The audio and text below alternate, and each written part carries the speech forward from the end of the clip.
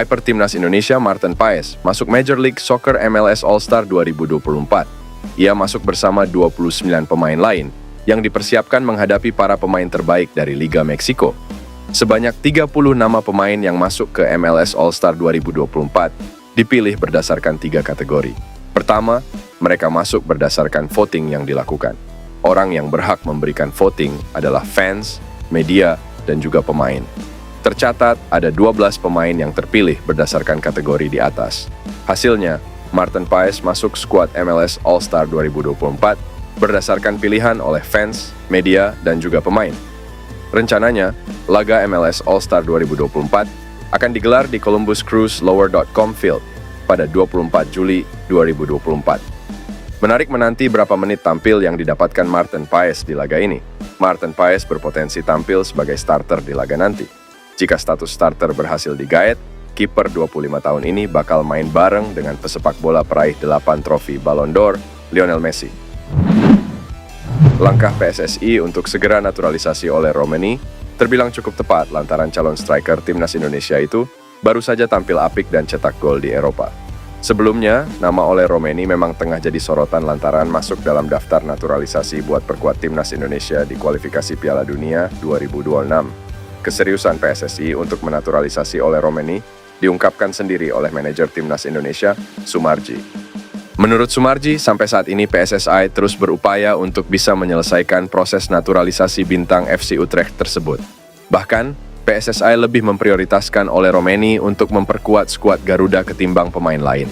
Jika melihat dari statistik penampilannya, kehadiran Ole Romeni memang sangat layak buat meningkatkan ketajaman lini depan Timnas Indonesia. Meski musim ini hanya bisa cetak 1 gol di kasta teratas Liga Belanda, namun di musim lalu, Ole Romeni merupakan predator kotak penalti yang berbahaya. Saat kondisi fisiknya 100% pulih, pemain 24 tahun tersebut mampu mencetak 11 gol serta 1 assist dari 33 pertandingan di Eredivisie. Bahkan ketajaman Ole Romeni kembali terbukti saat FC Utrecht jalani laga uji coba pramusim beberapa waktu lalu. Melansir dari laman resmi klub, diketahui bahwa FC Utrecht menghadapi klub lokal USV Elinkwijk pada Minggu. Di laga tersebut, FC Utrecht berhasil menang telak dengan skor 4-2 dan Ole Romeni jadi bintang lewat torehan 1 gol dan 1 assist. Melihat penampilan apiknya tersebut, langkah PSSI untuk mempercepat naturalisasi Ole Romeni bisa dibilang keputusan tepat.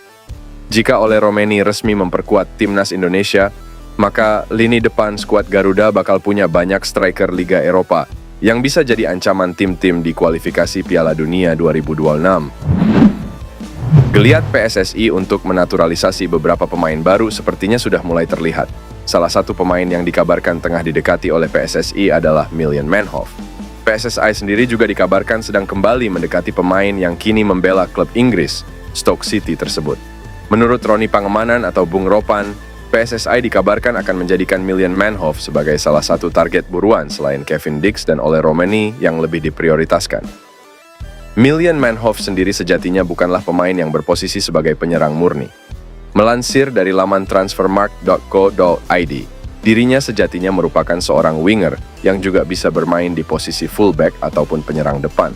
Jika rencana ini terrealisasikan, maka Timnas Indonesia akan kembali memiliki pemain yang bermain di Liga Inggris, selain nama Elkan Baggett dan Nathan Cho Aon. Hadirnya nama Miljan Manhoef sendiri juga diprediksi dapat memanaskan persaingan di sektor winger kanan Timnas Indonesia. Sejauh ini, Timnas Indonesia hanya memiliki sedikit nama pemain yang kerap kali beroperasi di sektor winger kanan. Selain nama Witan Sulaiman, ada pula nama Egy Maulana Fikri dan Yaakob Sayuri yang kerap mengisi posisi winger kanan Timnas Indonesia saat ini. Ini pemain Timnas Indonesia, Marcelino Ferdinand resmi hengkang dari klubnya, KSMK Deinze. KMSK Deinze mengumumkan telah melepas 11 pemainnya, termasuk Marcelino Ferdinand pada hari ini. Dalam pengumuman tersebut, KMSK Deinze menjelaskan satu persatu alasan hengkang dari para pemainnya. Khusus untuk Marcelino Ferdinand, klub kasta kedua Liga Belgia ini berterima kasih karena telah memberikan engagement tinggi di sosial media. Marcelino Ferdinand datang dari Persebaya Surabaya, salah satu klub sepak bola terbesar dan terpopuler di Indonesia. Pada Februari 2023, pemain asal Indonesia berusia 18 tahun itu datang ke KMSK Deinze untuk mendapatkan pengalaman pertamanya di Eropa. Kedatangannya menjadi dorongan besar bagi media sosial klub, tulis KMSK Deinze. Sayangnya, tingginya animo supporter timnas Indonesia pada kedatangan Marcelino Ferdinand ke KMS Kadense tidak sesuai dengan menit bermainnya bersama tim. Pemain keturunan Indonesia, Jadon Oosterwolde, kini menjadi salah satu bek muda potensial di Eropa. Penampilan gemilangnya bersama Fenerbahce di Liga Turki menarik perhatian banyak klub besar, termasuk West Ham United dari Premier League. Oosterwolde yang saat ini berusia 20 tahun, telah menjadi pemain kunci di lini belakang Fenerbahce. Kemampuannya dalam bertahan dan menyerang membuat ia diandalkan oleh pelatihnya. Tak heran, performa apiknya ini mengantarkannya ke timnas Belanda U21. Nama Oosterwolde semakin santer dibicarakan publik sepak bola Indonesia, terutama setelah West Ham dikabarkan tertarik untuk membelinya. Jika transfer ini terrealisasi, Oosterwolde akan mengikuti jejak pemain keturunan Indonesia lainnya yang berkarir di Premier League, seperti Sandy Walsh dan Asnawi Mangkualam. Di sisi lain, transfer ini juga menimbulkan pertanyaan tentang masa depan Oosterwolde di timnas Indonesia. Posisi bek kiri timnas saat ini terbilang cukup ramai dengan kehadiran Shane Patinama, Pratama Arhan, Edo Febriansyah, dan yang terbaru Calvin Verdonk. Kedatangan Oosterwolde tentunya akan menambah persaingan di posisi tersebut. Namun, hal ini juga menjadi bukti bahwa sepak bola Indonesia terus melahirkan talenta-talenta muda berbakat yang mampu bersaing di level internasional. Pemain muda Ajax Amsterdam, Tristan Goijer, menegaskan dirinya bukan bagian gerakan Republik Maluku Selatan atau RMS. Apakah hal ini membuatnya berpeluang membela timnas Indonesia?